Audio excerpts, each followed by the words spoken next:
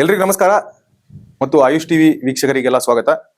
ನಾನು ನಿಮ್ಮ ಡಾಕ್ಟರ್ ಶರದ್ ಕುಲಕರ್ಣಿ, ಆಯುರ್ವೇದ ತಜ್ಞ, ಜೀವೋತ್ತಮ ಹೆಲ್ತ್ ಆಯುರ್ವೇದ ಕೇಂದ್ರ, ಬನ್ನೇರುಘಟ್ಟ ರಸ್ತೆ, ಬೆಂಗಳೂರು. ಆಯುಷ್ ಟಿವಿಯಲ್ಲಿ ಏನು ನಾವು ಕಂಟಿನ್ಯೂಸ್ ಆಗಿ ಹೆಲ್ತ್ ರಿಲೇಟೆಡ್ ಕ್ವೆಶ್ಚನ್ಸ್ಗಳೇನಿದೆ ಅದನ್ನ ತಗೊಂಡ್ಬಿಟ್ಟು ಉತ್ತರ ರೂಪವಾಗಿ ನಾವೇನು ವಿಡಿಯೋಸ್ಗಳನ್ನ ಮಾಡ್ತಾ ಇದ್ದೇವೆ. ಈ ಕ್ವಶನ್ ಸಂಚಿಕೆಯಲ್ಲಿ ಹಲವಾರು ಪ್ರಶ್ನೆಗಳು ನಮಗೆ ತಿರ್ಗಾ ಬಂದಿತ್ತು. ಸೊ ಆ ಪ್ರಶ್ನೆಗಳಿಗೆ ಆಯುರ್ವೇದದ ಮೂಲಕವಾಗಿ ನಾನು ಉತ್ತರ ಮಾಡೋದಕ್ಕೆ ಅಥವಾ ಉತ್ತರ ಕೊಡೋದಕ್ಕೆ ಈ ಬರೋ ವಿಡಿಯೋಸ್ಗಳಲ್ಲಿ ಪ್ರಯತ್ನ ಮಾಡಿದ್ದೇನೆ.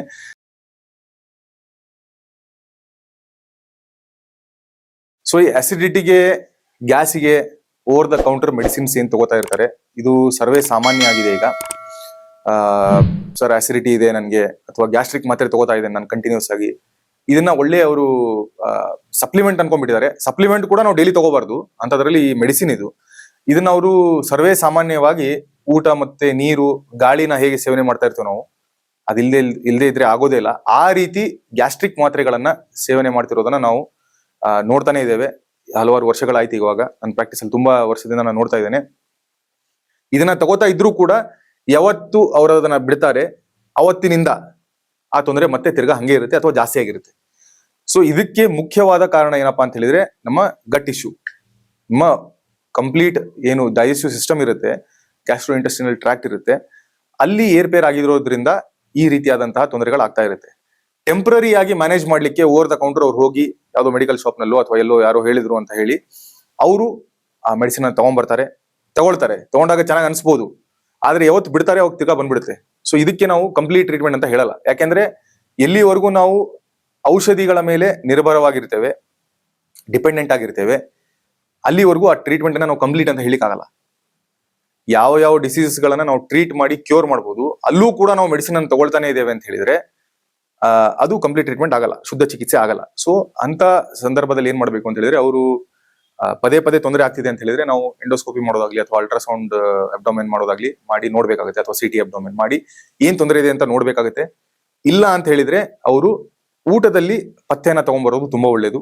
ನಾನು ಮುಂಚಿನ ವಿಡಿಯೋಸ್ಗಳಲ್ಲೂ ಹೇಳಿದ್ದೇನೆ, ಲಿಮಿಟೆಡ್ ಆಗಿ ತಿನ್ನುವಂಥದ್ದು ಅಂಡ್ ಟೈಮಿಗೆ ತಿನ್ನುವಂಥದ್ದು ಅಂಡ್ ಕಂಟ್ರೋಲ್ಡ್ ಫುಡ್, ಎಷ್ಟು ತಿನ್ಬೇಕು ಅಷ್ಟೇ ತಿನ್ಬೇಕು, ಇದನ್ನ ಅವರು ಫಾಲೋ ಮಾಡ್ತಾ ಇದ್ರು. ಪ್ಲಸ್ ಏನು ಜಂಕ್ ಫುಡ್ಸ್ ಗಳನ್ನ ತಗೊಳ್ತಾ ಇಲ್ಲ, ತುಂಬಾ ಎಣ್ಣೆಯಲ್ಲಿ ಕರೆದಿರುವಂತಹ ಪದಾರ್ಥಗಳು, ತುಂಬಾ ಉಪ್ಪು ಹುಳಿ ಖಾರ ಇರುವಂತಹ ಪದಾರ್ಥಗಳು, ಜಾಸ್ತಿ ಉಪ್ಪಿನಕಾಯಿಯ ಸೇವನೆ, ಇದನ್ನ ಅವರು ಮೈದಾ ಇರಬಹುದು ಅದನ್ನ ಸೇವನೆ, ಇದೆಲ್ಲ ಅವರು ನಿಯಂತ್ರಣ ಮಾಡಿ ಇದನ್ನ ಅವರು ಸ್ಟಾಪ್ ಮಾಡಿದ್ರೆ, ಅವಾಯ್ಡ್ ಮಾಡಿದ್ರೆ ಅವರಿಗೆ ಈ ಏನ್ ಗ್ಯಾಸ್ಟ್ರಿಕ್ ಸಮಸ್ಯೆ ಇದೆ ಅಥವಾ ಆಸಿಡಿಟಿ ಅಂತ ಅವ್ರು ಏನ್ ಹೇಳ್ತಾರೆ, ಗ್ಯಾಸ್ಟ್ರಿಕ್ ಅಂತ ಹೇಳೋದು ಯೂಶಲಿ ಟರ್ಮ್ ಇರಲ್ಲ, ನಾನು ಹೇಳ್ತಾ ಇರ್ತೀನಿ ಗ್ಯಾಸ್ಟ್ರೈಟಿಸ್ ಅದು. ಸೊ ಆ ಸಮಸ್ಯೆ ಅವರಿಗೆ ಕಂಟ್ರೋಲಿಗೆ ಬರುತ್ತೆ.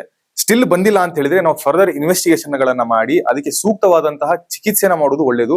ಹೊರತಾಗಿ ಪದೇ ಪದೇ ಈ ರೀತಿಯಾದಂತಹ ಮಾತ್ರೆಗಳನ್ನ ಓವರ್ ದ ಕೌಂಟರ್ ಅವ್ರು ತಗೊಂಡು ಆ ಅಭ್ಯಾಸವನ್ನ ಅವರು ಬೆಳೆಸ್ಕೊಂಡಿದ್ರೆ ಅದರಿಂದ ಅವರ ಓವರ್ ಆಲ್ ಗಟ್ಟಿಗೆ ಹಾನಿಯಾಗುವಂತ ಸಾಧ್ಯತೆಗಳು ತುಂಬಾ ಜಾಸ್ತಿ ಇರುತ್ತೆ. ಬಿಕಾಸ್ ಕಂಟಿನ್ಯೂಸ್ ಆಗಿ ಅವರು ಈ ರೀತಿಯಾದಂತಹ ಮಾತ್ರೆಗಳನ್ನ ತಗೋತಾ ಇದ್ರೆ ಅವರ ಡೈಜೆಸ್ಟಿವ್ ಫೈರ್, ಜಾಠರಾಗ್ನಿ ಅಂತ ಏನ್ ಹೇಳ್ತೇವೆ ನಾವು, ಅದು ಕಾಂಪ್ರಮೈಸ್ ಆಗಿ ಎಲ್ಲೋ ಒಂದ್ ಕಡೆ ಅದು ಕಡಿಮೆ ಆಗಿ ಇದರಿಂದ ಹಲವಾರು ರೋಗಗಳು ಬರುವಂತ ಸಾಧ್ಯತೆಗಳಿರುತ್ತೆ. ಯಾವ ಮೈಕ್ರೋಬ್ಸ್ಗಳು, ಬ್ಯಾಕ್ಟೀರಿಯಾಗಳು ಏನಿರುತ್ತೆ, ಮೈಕ್ರೋಬ್ಸ್ಗಳು ಬೇರೆ ಬೇರೆ ಬೇರೆ ರೀತಿಯ ಏನಿರುತ್ತೆ, ಅದು ಫುಡ್ ಅಲ್ಲಿ ಬಂತು ಅಂತ ಹೇಳಿದ್ರೆ ನಮ್ಮ ಹೊಟ್ಟೆಯಲ್ಲಿರುವಂತ ಅಗ್ನಿ, ಜಾಠರಾಗ್ನಿ ಏನಿದೆ, ಏನ್ ಆಸಿಡ್ ಅಂತ ಹೇಳ್ತೇವೆ, ಅದು ಆ ಮೈಕ್ರೋಬ್ ಅನ್ನ ಹೊಡೆದಾಕ್ಬೇಕು ಅಲ್ಲೇನೆ.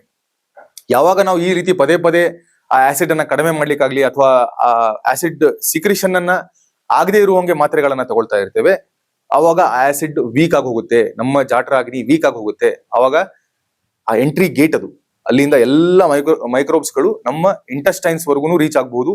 ಮತ್ತು ಯಾವ ಬ್ಯಾಕ್ಟೀರಿಯಾಸ್ಗಳು ಈ ಇಂಟೆಸ್ಟೈನಿಗೆ ರೀಚ್ ಆಗಿ ತೊಂದರೆಗಳನ್ನ ಕೊಡುವಂತ ಸಾಧ್ಯತೆಗಳಿರುತ್ತೆ.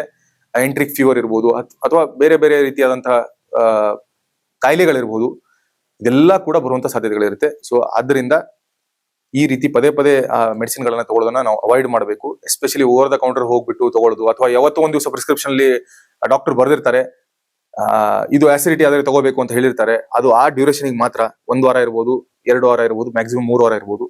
3 ವರ್ಷ 30 ವರ್ಷ ಅದೇನೆ ತಗೊಳ್ತಾ ಇದ್ರೆ ಈ ಜಾಠರಾಗ್ನಿ ಕಡಿಮೆ ಆಗ್ಬಿಟ್ಟು ಸಮಸ್ಯೆ ಆಗುವಂತ ಸಾಧ್ಯತೆಗಳಿರುತ್ತೆ. ಆಯುಷ್ ಟಿವಿಯಲ್ಲಿ ಬರ್ತಾ ಇರುವಂತಹ ವಿಡಿಯೋಸ್ಗಳು ನಿಮಗೆ ಇಷ್ಟ ಆಗಿದ್ರೆ ಆಯುಷ್ ಟಿವಿನ ಖಂಡಿತವಾಗ್ಲೂ ಸಬ್ಸ್ಕ್ರೈಬ್ ಮಾಡಿ, ಹಾಗೇನೆ ಈ ವಿಡಿಯೋನ ಲೈಕ್ ಮಾಡಿ. ನಿಮ್ಮದೇನಾದ್ರೂ ಆರೋಗ್ಯಕ್ಕೆ ಸಂಬಂಧಪಟ್ಟಂತಹ ಪ್ರಶ್ನೆ ಇದ್ರೆ ಅದನ್ನ ಕಮೆಂಟ್ ಮಾಡಿ.